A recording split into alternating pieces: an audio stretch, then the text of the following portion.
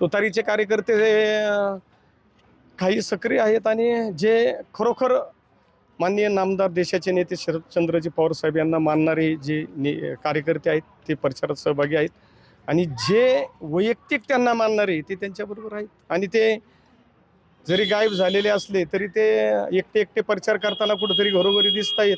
रात्रीचा अपरात्री पहाटे दिवसभर कुठंतरी फिरताना दिसत आहेत. असं लोकांना असं येते कानावर. पण ते प्रचार कोणाचा करतात?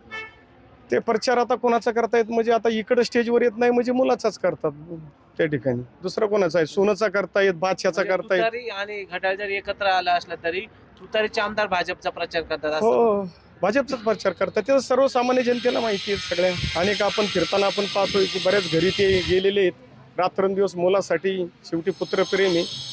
एका बाजूला सून उभी, एका बाजूला भाचा उभा आहे. सगळी तिकीट एवढी घरात कशासाठी घेतली? फिरतायत प्रचार करते भारतीय जनता पार्टी. तुमचं या संदर्भात त्यांच्याशी बोलणं झालंय का किंवा तुमच्या पक्षश्रेष्ठींशी युतीचा धर्म पाळला जात नाही या संदर्भात तुम्ही अजितदादाशी बोलले?